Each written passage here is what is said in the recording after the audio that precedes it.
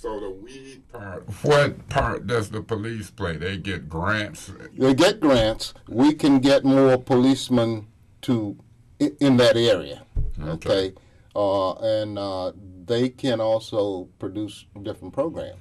Okay, so with those grants. So weed and seed, it could be like weeding out crime and seeding to make the community better.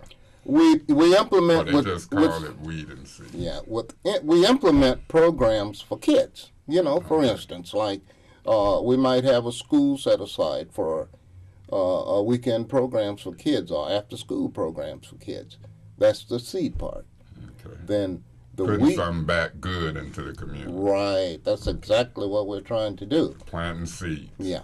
And then with the weed part, the policemen's, help facilitate and get involved. Get it going, and can get grants to help do certain programs. For the police department, I think we did okay on that because I know a lot of people, and I read in the paper, weed and seed, and it's always tied to seem like the police department, and grants and money, and I want people to get that in their mind. Right. So you're involved with the Crime Watch, weed and seed, so you have a lot of contact with certain police officers who help in the community. Correct.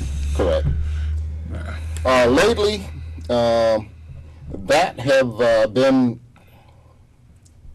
kind of like put on shambles because of the situation in the police department, what do you call it, reconstruction or whatever. So that leads us to this reorganization that the mayor has been implementing. Right. And you use the word shambles. So you can see as a community organizer, a community person that's involved in crime watches and in the weed and seed program, you see what you describe in your own words as somewhat of a shambles. Yeah. In other words, it's a setback. In other words, what has happened to make you have that view? Yeah. What happened? Well, we had this one officer that most of the people, not only in the South area, but on the east side, north side, block clubs and stuff like that, they all worked with this person. And everybody got, well, I mean, it was something about him that, if he wants to implement something, people, This person that you're referring to worked in City Hall, or who is this person? He's a human resource, and his name is Officer Hudson Green. Oh, he's a police officer. Right. So the reorganization in the police department has taken Officer Hudson Green. Actually, he's suspended. He's suspended. And we have 2 people in the area that he was doing himself. Do you know what he was suspended for? Well, you don't really know? No. Okay, so I know Hudson Green. And I'm kind of being like a devil's advocate because I'm familiar with some of the goings on. I have to be. I try to be. I'm familiar with what's been happening in the police department as far as suspensions, discipline, reorganization. And, I've got an inkling. This is an election year. And the city council has been hollering about appoint a police chief.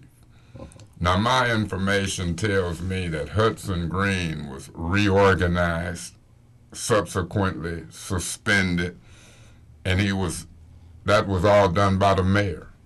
Right. Not by the acting chief. Right. Or police personnel. Right. And that's kind of what's blowing my mind, if it's true. Right. If it's true, my information say that the mayor has no business. Getting involved in that. But now it has affected the community groups. Mr. Barnett, I worked second shift. And I was at work at General Motors, and I was reading in the newspaper, and it was a block club meeting or community meeting about a week or so ago, and I guess a lot of community people were there, and these new inspectors and officers showed up, and the block club people or others were questioning them about Hudson Green and other things. And these officers, according to the newspaper, they couldn't take the heat. They left. Were you at that meeting? No, I was not at that meeting. Do you know what meeting I'm talking about? Yeah, I do. Because I've been informed about it, and I was brought up to date as to what went on, you know. What did you hear went on? I heard that. Because we neither was there. Let's talk Right. hearsay. This Okay. ain't a court of law. Right. Let's talk hearsay. What I heard is that the purpose of the meeting was to get answers. And when the community started asking questions, that was, I would say, a little heavy for the officers that were there to answer. Because from what I can understand, the officers that were there are the people that took Officer Green's position. Officer Green was one person, and this is something else that we're paying for. We're paying for two people to do a job that we had one person doing. So you're saying now two people is attempting to do the job that one Officer Green was doing. Was doing a very good job. He was a good resource to He you guys. was a good person for You that. want him back? I want him back very much. Do the mayor know that they want him back? Yeah, we've been, my wife, and some more people have went down and talked to the mayor. Oh, you have? Yeah, and how did he talk? It was no big deal, you know. It's like, see, He was courteous, he was courteous, didn't get mad. but he didn't get mad. Y'all asked about Officer Green? But he wanted to know why we don't pat him on the back for what he do for the city. So if you pat him on the back, you get Officer Green back. No. So did you leave the meeting finding out whether or not Officer Green would be put back in charge of the block clubs and the We got no answers. weed and When the we different when we programs? talked to the mayor, we didn't get no answers. The only thing we got was that people resist change. Well, You know, that's always a cliche that people use. Change.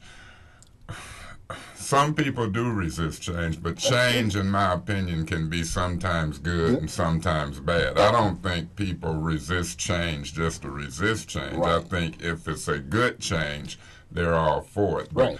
what we've seen some hardline personnel moves in that police department, Right. and we've noticed that officers like Hudson Green and others who've spoke and showed up in support of one another at council meetings has been moved around, disciplined, suspended, discharged, and it's like tough getting their jobs back. Right.